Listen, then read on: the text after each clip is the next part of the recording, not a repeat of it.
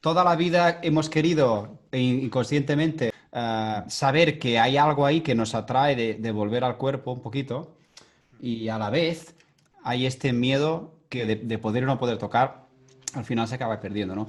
Pero si hay una parte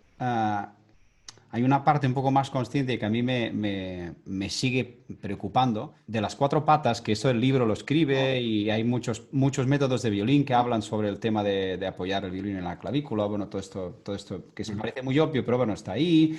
El tema de la rectitud del instrumento paralelo al suelo y toda la parte de las fuerzas, de las presiones y las contrapresiones, ¿no? Ya no es la parte propia nuestra del dejar, ¿no? Del dejar esta parte, del empezar a encontrar el cuerpo propio, sino que los alumnos, yo por lo menos sin forzar, han decidido entrar en este proceso solos, ¿vale? Por una cuestión de ver que hay algo que no les funciona, que a otros les funciona, ¿no? Entonces, la pregunta que primero me hacen las primeras semanas es, muy bien, subir de posición, ¿no? Subir, o sea, cambiar de posición para arriba. Todavía. Very well, tal y cual, ¿no? Incluso el tema de subir el violín, incluso un poco para el tema del tobogán contrario, ¿no? Subir el tobogán, bajar el tobogán, ¿no? Pero la pregunta siguiente viene, ¿y bajar? Entonces, tú me hablaste del arco que yo nunca lo había pensado esto, y en realidad, cuando uno cambia de posición y está en el estado del cuerpo de no, bueno, de relax, ¿no? Porque uno, pues el pulgar está relajado, el dedo no aprieta, ¿no? Y tú mueves, ¿no? Esto es un poco lo primero que piensas en la parte izquierda del cuerpo. Pero claro, la parte del arco, que yo en el libro, bueno, lo he leído, pero claro, la Jovenot ya no está, entonces un poco. Cuando yo decidí que sí que iba a tocar un concierto sin, fue cuando sentí algo, no cuando entendí algo, ¿no? O sea, ejercicio este que has dicho de venir de una naturalidad, de tocarte los hombros y de rotar las manos a de aquí a aquí, o sea, la sensación de naturalidad, de no tener que parecer Belcebú a la hora de tocar, que es de los propios alumnos, pues tú haces esto y no les cuesta nada, o pasó a lavarse el pelo y cómo volvía los omóplatos aquí y que nadie se lavaba el pelo con los hombros para arriba, ¿no? O sea, y la otra es como saber que el omóplato precisamente no tiene ninguna conexión con la columna vertebral. O sea, la conexión con la columna vertebral está precisamente en el esternón a través de la clavícula, perdona, y después del húmero, ¿no? O sea que realmente el body mapping, el saber, que es un poco donde va más allá de lo de dominio GPNO y va un poco más allá también de la técnica Alexander. El body mapping es la parte que tú te tienes que imaginar del cuerpo, que tienes mal imaginado, porque tú no tienes ni idea, yo no tenía ni idea que mi omóplato no lo aguantaba ningún hueso. O sea, el Sí. omóplato está libre de natural, digamos. O sea, nosotros lo apretamos con los músculos, pero inútilmente, porque realmente la posición de los huesos están hechos para que lo aguante desde aquí. Yo no me imaginaba que mi omóplato está aguantado desde aquí. Una de las dudas que por lo menos yo me planteo cada día, no solamente en mi movida, sino a la hora de explicarlo, y también leyendo mucho sobre esto, sobre todo últimamente, Sí. movida esta de Paganini de una escala en una sola posición, bueno, supongo que lo habéis escuchado esto, ¿no? Una escala, Sí. el tema del glissando. Este se quita el arco, se lo pasaba por el forro Paganini, pero habla de las presiones de los dedos, ¿vale? De las presiones de los dedos mucho, mucho, mucho. O sea, Ujú. nadie estudia el violín sin el arco, que Paganini lo hacía, era la única cosa que hacía. Y después la presión de los dedos para poder tener precisamente la movilidad. O sea, la creencia de que la afinación no está en el oído, que esto para mí ha sido un shock absoluto, sino No está en el oído. en el tacto, ¿no? Estado de shock, o sea, estoy con la creencia, pero con un estado de shock. Pero la historia es, yo veo ahora cómo cambias de posición, como te expliqué, como te pregunté la última vez, que era, bueno, aún no me había atrevido a tomar el primer concierto sin almohadilla y por lo tanto estaba un poco rayado, pero me faltaba un par de meses. Y la historia es, la duda que yo tengo es, hay un momento en el cambio de la posición, que no sé si es consciente o inconsciente, en el cual el pulgar no se mueve. O sea, tú tienes una. No sé. Vale, y hay otra parte que es la que resolví la duda cuando sacaste el tema del arco, que es en el momento en el que se mueve la mano, o sea, los dedos y el pulgar, o sea, la pata segunda y la tercera pata del violín juntos, ¿vale? Al mismo momento. Que esto sí yo lo he visto en otros alumnos que en general lo de la posición fija del pulgar no lo he visto tanto. Y como tú me explicaste lo de la separación de los grupos musculares, ¿vale? Me acuerdo que me hablaste que el único músculo de la mano izquierda que comparten las dos Sí, grupos musculares es este músculo de aquí, ¿vale? Que si lo aprietas, sí, famoso músculo que los alumnos y myself durante muchos años he no solamente desconocido, sino he confiado en que me va a salvar la vida y me ha destrozado la vida.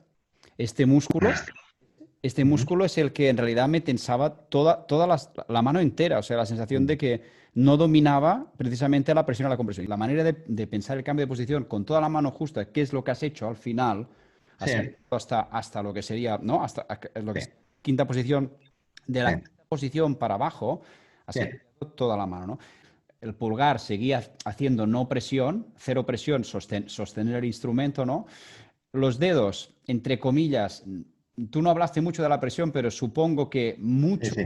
tampoco aprietan si se tienen que mover, o sea, no estás en Oh, presión 5, si son 5 presiones, pues no estás en presión 5, estarás en presión 2, 3, seguramente.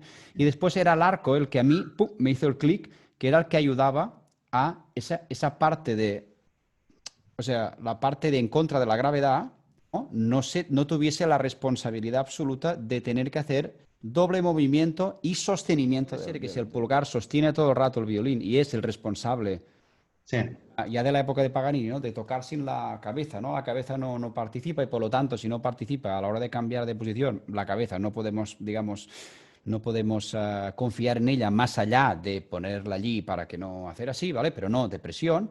Entonces, ¿cómo puede ser que si este es independiente, ¿vale? Totalmente independiente para que tú puedas tocar como un pianista, como bien has dicho, y sí, el movimiento total lo utilizas solamente, para mí lo entendí así, en casos excepcionales, o sea, en casos que no puedes hacer nada más, lo de bajar toda la mano, ¿vale?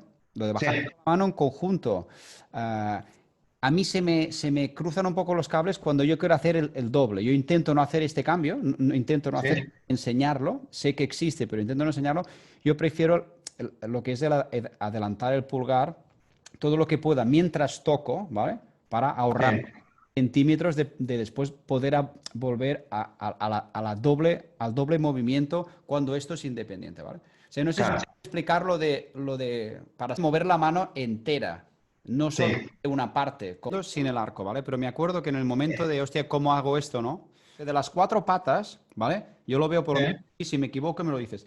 De las cuatro patas, que en orden sería clavícula para mí, pulgar, arco y dedos, en este orden, entonces se queda arco y clavícula, ¿vale? Entonces, estas dos que son dedos, o sea, sí, dedos y pulgar están en movimiento, ¿vale? sí, El arco es el que hace, o sea, el pulgar tiene un porcentaje de contrapresión. sí, El dedo, claro, el dedo está en movimiento o sea, horizontal. El dedo no puede tener mucha presión. Pulgar es sostener, ¿vale? Los dedos son los cuatro dedos. Sacando el tema que no vamos a hablar hoy del tema de la presión de los dedos en la cuerda, que es algo que, bueno, que es también una movida, ¿no? Pero lo primero que hacen, porque te sientes inseguro, es apretar el dedo, ¿vale? Entonces, si aprietas dedo y pulgar y pides mover, lo primero que te pasa es que el violín se mueve. Por lo menos a mí se me movía cuando empecé a hacer esto. He escrito ese Paganini que muy poca gente tiene, que a mí me ha cambiado, o sea, el paradigma de lo que es tocar el violín en una semana, ¿vale? Y entre otras cosas, se conserva un diario de Paganini que está solamente en el Library of Congress de Washington, en el cual, bueno, él decía que tenía un método que realmente solamente eran 5 páginas de cómo tocar el violín con un secreto en el cual él revelaba que si algún día se iba a saber, pues iba a revolucionar el tema. Y sobre todo hay una carta que explica que si revelase este secreto, esto antes de existir el Conservatorio de París, o sea, de fundarse el Conservatorio de París y por lo tanto de todos los métodos y todas las torturas que se han escrito para el violín desde entonces, ¿no? Pero él explicaba, lo que no entiendo es cómo en los conservatorios o en la parte académica se explica a que el violín sea difícil, cuando en realidad si entras un poco en la profundidad del propio instrumento, acaba siendo algo mucho más fácil de lo que la gente se imagina, ¿no? Entonces, dicho esto, o sea, hay dos saltos. El primero fue Sibori, ¿vale? Camilo Sibori, el único alumno, digamos, real que tuvo Paganini que se sabe, y Sibori tuvo otro alumno que se llama Francesco Sfiglio, que este fue el que escribió las cosas que aprendió de Sibori y por lo tanto pasaba por dos filtros. Que eso, si lo ves desde un punto de vista real, es como si un alumno tuyo, de lo que tú has pensado en tu vida y de tus movidas, de cómo lo hayas explicado, se lo explicas a un alumno y ese alumno, pues flipado, se lo explica a otro alumno de lo que ha entendido, entonces queda un 10% de lo que tú has explicado, ¿no? Pero bueno, dicho esto, en este libro, en estos dos tratados, hay dos tratados de Sfilio que causaron una impresión en el principios de siglo tan brutal que hay prensa escrita sobre el escándalo que supuso este libro, ¿vale? En el año 70 murió el último alumno de Sfilio, que se llamaba Gacetta, que este es el que hace el prefacio de este libro. Como bien sabéis, los italianos, en muchas otras cosas, pero los italianos, todo el tema de cosas suyas, de sabiduría propia, no la han traducido nunca, ¿vale? No hay traducciones de grandes tratados ni de Da Vinci, ni de, yo qué sé, ni Michelangelo. Todas sus movidas son muy nuestro y ya está. Este libro, que es de 1917 en italiano, ¿vale? En el 2002 se hicieron exactamente 1000 copias en inglés y 1000 copias en italiano para exportar. Es un libro de 109 páginas, ¿vale? Me ha costado la hostia encontrarlo. Hay dos libros. En este libro explica claramente que Paganini creía absolutamente en que la afinación no venía del oído, sino del tacto. Dicho esto, la pregunta que me he hecho a mí tantas y tantas veces después de este descubrimiento es, ¿cuánto tiempo al día dedico yo a tocar el violín sin la mano derecha? O sea, para ver todo el esfuerzo innecesario que yo hago sin escuchar nada. Entonces, todos los descubrimientos que se hicieron de Paganini reales, escritos en cartas, es que Paganini nunca en la vida se le escuchó tocar en un hotel ni una nota de estudios, ni escalas, ni terceras, ni octavas, ni movidas. La única cosa que se llegó a ver, del agujero de la puerta de un tío que les perseguía y escribía todas las movidas, es que sacaba el violín, se lo colocaba y hacía unos ejercicios silenciosos, en el cual todo tenía que ver sobre aprenderse, todo lo que tenía que aprenderse previo a poner el arco a través de la movilidad de tal. Entonces, el único que para mí llegó a entender esto, visto ahora con toda esta información que no sabía, claro, pero el único que llegó a entender esto, llegado a la práctica error, pero que fue increíble, fue Ruggero Ricci, ¿vale? Que fue el que se obsesionó con esto. Ruggero Ricci se obsesionó esto, tú lo has visto tocar ahora Ricci y todo lo que está escrito en este libro es lo que hace el tío, se toca sin el arco, tiene la sensación de que no hay presión en los dedos, se desplaza con el pulgar siempre, no hay posiciones inútiles. Lo que hace para con el instrumento es una copia exacta de esto, ¿no? El tema de la presión de los dedos cuando tocaba terceras o tocaba muy rápido, era casi inexistente. O sea, yo recuerdo ver tocar a Nicolás de cerca y ver cómo los dedos los ponía y realmente no apretaba el dedo. O sea, estaba por eso digo de las 5 presiones. Si tú hablas de 5, que es una exageración, pero si tú trabajas en 5 presiones diferentes del dedo con la cuerda, Nicolás igual estaba tocando cuando tocaba rápido en presión 2, presión 3 como muy máximo. Nunca presión 1 ni presión 5. Y esto a mí me impresionó, pero sin saber de qué iba. Una vez me dijo en una clase, el dedo toca la cuerda y poco a poco, sin ninguna tensión de nada, desplaza la cuerda hacia el batidor. Nunca me dijo hasta el batidor. Me dijo hacia el batidor, que con las palabras era bastante preciso, ¿vale? Nunca más, nunca más lo de esto, pero es viéndolo tocar tanto, por lo menos a mí me inquietó siempre la concepción del pulgar y de la sabiduría de la doble musculatura, ¿vale? De lo que es tocar encima del instrumento sin levantar casi los dedos, que todo cae en su sitio, como la delicadeza encima de las cuerdas se traducía también en este tipo de manera de ver el instrumento, más allá de tener o no tener callos. En el libro habla de que Sarasate no tenía callos, se sabía que no tenía callos, pero a veces tocaba bastantes horas el instrumento. Pero ¿qué es lo que hacía que ese sonido y esa afinación tan perfecta, del cual todo el mundo habla en las cartas y en los libros de los propios compositores, Max Bruch, yo qué sé, Saint-Saëns, toda esta gente que escribía sobre Sarasate, cómo conseguía esto sin tener callos, ¿no? Entonces, bueno, ha sido un descubrimiento que en el momento de aplicarlo con los alumnos ha sido brutal, porque cuando tú les pides a los alumnos que te toquen un pasaje que no pueden tocar, ¿vale? Que es muy difícil, pero que lo han estudiado mucho, ¿vale? O sea, se saben las notas, se lo saben, pueden tocarlo, pero tú les pides el concepto de tocarlo sin el arco, ¿vale? Manos separadas, por decirlo de alguna manera. Y escuchas la cantidad de inutilidades móviles que además la gente lo que hacemos todos cuando tocamos sin arco es que queremos escuchar la nota presionando más, como si tocásemos, o sea, error máximo, ¿no? Y es cómo tú puedes tocar una obra en movilidad tocando en la mano izquierda como si tocases armónicos, ¿no? Entonces, el otro día tocando el 24 de Paganini, tocaba un alumno ahí arriba, ¿sabes? Ahí la movida esta de arriba que todo el mundo está acojonado y aprietas el de la, mi, do, si, la, sol, fa, mi, fa, sol, acojonado, ¿no? Entonces, el tema de decirle, sí, bueno, estás aquí arriba, la cuerda está alta, tal, pero ¿por qué no lo tocas como si fuesen armónicos, ¿no? Y una vez sin arco. Bueno, es que fue en un minuto, hizo así, ¡pam! Porque el cuerpo, cuando escucha, se engaña. Entonces, la kinestesia, famoso que me hablabas, me ha gustado mucho que digas de la psicosinestesia, pero la kinestesia del cuerpo no es trabajada sin sonido.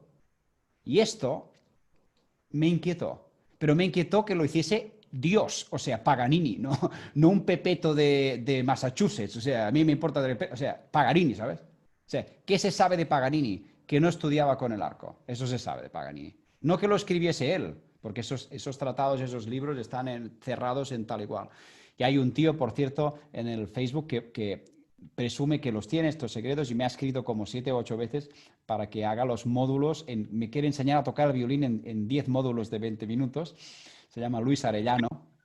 Sí, sí, pero es muy interesante porque este tío es un teórico y tiene mucha información. Nadie sabe cómo toca, pero de lo que explica no es mierda, ¿sabes? De la técnica de Gimignani, todo el acorde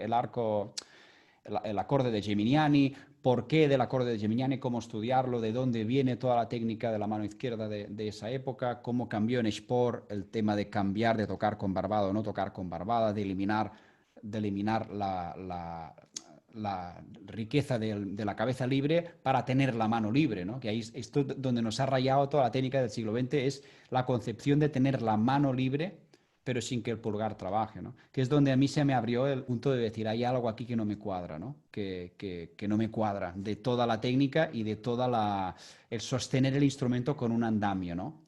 Ya le llamo andamio, ya no le llamo ni tocar una obra con el violín puesto, ¿eh? O sea, no hace falta que sea como una mandolina, ¿no? Pero con el violín puesto para tener una sensación de realidad y escuchar el no escuchar, de dónde voy, a dónde vengo y qué hago con el pulgar y toda la parte kinestésica del instrumento que tan importante es porque hablamos, como has dicho tú, yo he comentado antes, hablamos de, es muy difícil explicar una sensación a otra persona, muy difícil. Yo creo que es casi imposible. Es de la misma manera que explicar un sentimiento. Tú puedes explicar cómo tú te sientes, pero no puedes hacer sentir al otro. Desde el punto de vista sensorial, ¿no? El qué tienes que hacer para hacer según qué, esto sí, pero el tema del hombro es el gran tema del body mapping, te das cuenta del por qué lo subes el hombro, más allá de que lo subas o no lo subas. O sea, nadie lo quiere subir, pero lo subimos. Pero todo viene de no tener un sitio donde saber que se apoyará al hombro y que no se va a caer. El húmero, o sea, cuando te rompes esto, ¿vale? Te pegas una hostia y te rompes esto, el brazo te cae. O sea, no es que te lo rompas y tal, o sea, es que el omóplato no se queda allí, se queda para abajo porque está sostenido naturalmente por el propio esqueleto, ¿no?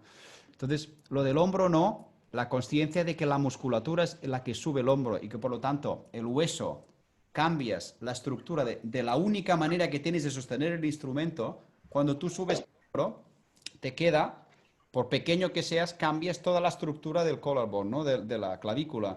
Y por lo tanto, tienes que compensar con la otra historia, ¿no? Te lo mires por donde te lo mires, nadie habla de poner el violín encima del hombro, que es el otro tema. Es más apoyo, y por lo tanto el violín no taqueará, ¿no? Y muchas otras escuelas hablan, la mayoría de las escuelas de este tema, hablan todos de la clavícula, o sea, de aquí delante. Incluso en el tema de Paganini se habla de que él se encurvaba precisamente para poder tener libertad del hombro y subir el hombro derecho expresamente. Si no lo izquierdo, el derecho. Por eso esas caricaturas tan, ¿no? De Belcebú, Paganini, que parece que está tal, pero lo que hace es que el violín está mucho más para abajo para poder estar él, o sea, balancea al revés, ¿no? Es una reacción a no saber que el omóplato que es lo que Nicolás nos decía, los relojes de Dalí, ¿no? Me acuerdo que lo resumía todo aquí, ¿no? Los relojes de Dalí. Tú te sientas en una silla y pones los omóplatos a tal y los omóplatos caen, ¿no? Pero es que realmente los omóplatos no te falta que los sostengas. La putada es que tú haces más trabajo del que necesitas para sostener algo que no es necesario ser sostenido. Por eso el body mapping es tan importante, de tú dibujar lo que tú crees que es tu cuerpo sin realmente saber que no hay un hueso que conecte con la columna vertebral. Y la mayoría de personas se creen que está ahí enganchado a algo. Entonces, hacer así cuesta mucho. O sea, cuesta mucho, pero por el simple hecho de que hay un vacío que tú no confías que lo vas a tener, digamos, para poder tocar. Por eso el ángulo, ¿vale? Lo del ángulo, ¿no? Bajar, o sea, va cerca del cuerpo, paralelo o tirando para arriba, ¿no? La sensación que ha dicho, no hace falta para arriba para no hacer demasiada presión, pero yo sí he visto que hay un punto de levantar el violín, pero no sé si es porque el hombro esté, para no tener contacto con el hombro o por una cuestión de seguridad de entrada. En inglés es release the shoulder, ¿no? Sí, cuando tú estás en el violín y habla de un músculo de aquí ejercitado, o sea, pero un músculo que ayuda a sostener pero que después vuelve. Sí, claro. Esto solamente con el músculo, no con la cabeza, no. Sí. Y este es un músculo que tampoco se ejercita, pero que si Zuckerman lo explica, será que hay una parte ahí también desconocida del propio cuerpo. ¿Por qué sin? ¿Por qué me lo ha dicho un profesor? Pues vamos mal. ¿Quieres sin? Pues tienes que comprarte esta y además que la forma de la mandíbula tiene que ser la forma de la mandíbula exacta. Que te haga una almohadilla a esta persona que te cuesta tal y cual. Vale, pues con necesitas esta almohadilla y de esta altura, no la que tu profesor tenga y tal. O sea, la movida de con y sin y lo del cuello. Lo que se explica sobre esto, el paradigma con y sin, es tan sencillo como que la almohadilla se inventó en el año 55. El paradigma con y sin, cuello largo, no cuello largo, tiene que ver con dos cosas. Por culpa de Spohr se inventó la barbada, que esto es un gran problema también. Si tú quieres tocar con barbada, que está muy bien tocar con barbada o con el cuello puesto ahí, lo que tienes que conseguir es una barbada que corresponda como cuando te pones la mano aquí. Puedes mover la cabeza así, esta es exactamente a la altura de la barbada que tienes que tener. Y esto es lo que se mezcla entre la técnica de Paganini y la técnica de Spohr. Pero la almohadilla vino después de Spohr en el siglo XX. Siglo XX no se inventó nada del violín, o sea, cero. Cero. Patatero, vaya. O sea, nadie dijo, ahora voy a inventar una manera de tocar violín. Que todo el mundo toque con almohadilla o no, no es una cuestión de cuello a largo, no, porque yo tengo alumnos con cuello muy largo que tocan sin y les va 10 veces mejor. Básicamente porque la diferencia que hay con y sin es que el violín está tocando el cuerpo o no. Y esto es el paradigma de tocar el instrumento. Si el instrumento está fuera de tu cuerpo o está cerca de tu cuerpo. Si es algo de ti o es algo externo. Entonces, no creo que tengan... Bueno, no creo, no. Estoy seguro que no tiene nada que ver en si tienes el cuello alto o no, sino en la altura. Está claro que cuando tú le quitas la almohadilla a alguien que tiene la barbada muy baja, ¿vale? Y está acostumbrado a suplantar esa altura, que en realidad lo que hace es desplazar el violín para arriba, suplantas esa altura con la barbada más alta, el alumno dice, hombre, con esta barbada sí, no, perdona, es que es este el problema es este. Y en un caso concreto, si Paganini tocaba sin barbada, significa que toda la técnica de la mano izquierda se basa en que el violín es aguantado por la mano izquierda, no por la cabeza, que es lo que nos da dolores a todo Cristo, o que nos ha dado dolores a todo el mundo de los trapecios. Lo que dice es de coger el violín así, pues bueno, pues eso es un hábito. O sea, antes el violín no se enseñaba así, los barrocos no cogían el violín con la cabeza, pero ni de coña. Y tenían la evolución humana, a ver, ha evolucionado, pero en el barroco había peña con unos cuellos igual que ahora, tío, jirafas. No es que eran todos así como Stern, no puede ser. O sea, la excusa de la almohadilla con o no por el cuello, yo tengo alumnos con cuellos muy altos que iban con andamio de almohadilla y barbada alta y eso parecía, es que iban así, tío. En el momento de sacar la almohadilla y explicar dónde se apoya, con la idea, y esto en el libro de Ricci, los dos de Ricci, lo explica claramente que fue la putada de la técnica del siglo XIX. Porque la gente empezó a hacerse daño a punta pala. Que esa técnica se inventó teóricamente para liberar la mano y no liberar la cabeza. Y ahí es donde empezaron todos los problemas que Ricci antes de morirse hizo el tratado que hizo porque tuvo que dejar de tocar por culpa de problemas del cuello. Y de un problema aquí que perdió la sensibilidad. Y esto no puede ser. No puede ser. Yo, la última vez que había Richo con un violín en la mano, tocaba con el violín aquí. Porque no tenía sensibilidad. Más allá, y José Luis García Asensio, cuando le tuvieron que operar la movida esta de aquí, sabía perfectamente que si perdía la sensibilidad no podría volver a tocar nunca más el violín, porque la relación está entre lo que tú tocas y tienes aquí, entre lo que tú tienes entre la mano y el cuerpo. Y por suerte no la perdió. Eso me lo dijo a mí, o sea, lo dijo ahí lo dijo esto, no es una cosa de que está escrita en ningún sitio. Entonces, el tema de la barbada o no barbada, pues bueno, Sport está ahí y Richie tuvo unas movidas que te cagas y de ahí que hiciera todo el desarrollo de la técnica de la mano izquierda sin la cabeza. Partiendo de lo como tocaba Paganini y de lo que escribió, más que de lo que tocaba, de lo que escribió, que es lo único que ha dejado. No habrá dejado métodos, pero los 24 que de Paganini, si no es un método, te explica muy bien lo que hacía, lo que no hacía y cómo lo hacía, ¿no? Uno empieza a quejarse de que hay cosas que tienen problemas, dolores, dificultades, tal y cual. Y cuando quitas el andamio, aparece la realidad de tu cuerpo. ¿De dónde te estás escondiendo? Los miedos que tienes. Los míos, los que yo tuve, los que tenías tú, los que tiene toda persona ya mayor que dice, esto lo hago por mí. No, o sea, puedo tocar y puedo tocar el violín, pero hay algo en mí que me dice que no puedo quejarme todo el rato, ¿no? Esa almohadilla representaban todos sus miedos. Las sensaciones son muy cabronas, las percepciones son muy cabronas, hay muchas cosas que son mentira y cuando nos sentimos libres es cuando nos sentimos incómodos. Cuando nos sentimos cómodos es cuando empezamos a estar en el terciopelo de nuestro propio ataúd. O sea que lo de que sí o no, el cuerpo humano está hecho antes de los andamios. La almohadilla representa muchísimas cosas más allá de ayudar o no ayudar a tocar el violín, por percepción mía personal, pero sobre todo por mis alumnos también, que es donde tú ves dónde se esconden, dónde te vienen a pedir ayuda de cosas que fisiológicamente son, si tú las has entendido, están escondiendo de verlas, ¿no? El vacío, la incomodidad, ¿no? La incomodidad acaba siendo vida, tío, no muerte. O sea, para mí la comodidad es la muerte. O sea, si estoy cómodo es que voy a hacer lo mismo que ayer. La incomodidad me hace estar vivo. Y por lo tanto los alumnos de esa comodidad quieren encima venir y que le des la razón de ser, de poder conocerte con un andamio. Y acaba siendo la vida, tío. Es que es un poco como lo veo yo y es como lo puedo manifestar cuando alguien me viene con la palabra incómodo. Es muy buena señal, porque significa que estás abierto al tú número 1, al tú número 2, están transformándose. Si tú conviertes una digitación que suena muy bien incómoda, que se vuelva cómoda después, es mucho mejor que una digitación cómoda que suena fatal, pero está cómoda. Entonces, para mí esto es lo mismo. En el momento en el que el alumno se me queja de comodidad o incomodidad física, el problema no está en el violín ni en la almohadilla, está en cómo tú te escondes. Y eso es lo que el último alumno pues dice, es que venga gente, en mi caso no puede venir nadie porque están todas ya en la basura. Pero en el momento de que la queja persiste, ¿no? O sea, si la queja en la clase es tengo estos problemas, a la tercera vez que se te queja de algo y el problema es que no conoces el cuerpo como lo tienes, o lo conoces o no te quejes más. Porque si hay una cosa entre medio no te voy a poder ayudar ni yo ni nadie.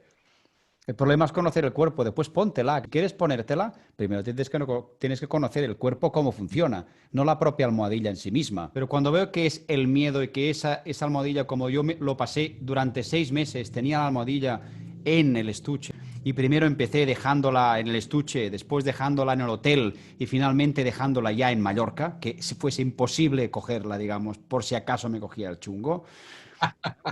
Y ahora, si me dices dónde está la almohadilla en Mallorca, tengo que buscarla, porque igual la he metido en una caja y no sé dónde. Este proceso que a mí me costó 6 meses, le duró 30 segundos. Y me dijo, es que el viernes tengo una clase de cuarteto, ¿me lo podrías dejar para el viernes? Y digo, ya la he tirado, la he tirado. Primero fue te la guardo y el día siguiente la he tirado. Entonces, cuando no hay más, la diferencia entre 45 y 20 es que con 45 lo haces porque quieres y te lo impones. Con 25 hay muchas cosas dogmáticas que son positivas o no, que o las explicas y dices el por qué, no imponiendo nada, o las tonterías las justas. O sea, yo en clase a alguien que se me venga a quejar cada semana de lo mismo, le digas lo que le pasa y siga poniéndose el andamio, pues llega un momento, quítatelo. Estoy incómodo, me va bien. Normalmente Estés incómodo porque te vas a descubrir a ti mismo muy rápido. Rápido, rápido. Esto va a ser en una semana. 2 semanas de, ¿cómo se llama esto? De switcher entre Mac y Windows. Y al final, tío, entre capullo y mariposa, pues al final vuelas, tío. Al final vuelas. Hechos solos, ¿eh? A mí no me ha ayudado nadie, ¿eh? Y a ti tampoco, 45. Nos hemos hablado y nos hemos hablado de nuestras movidas, pero solos, tío. De 41 años. Pero, Decido hacer esto porque mi cuerpo es antes que el violín.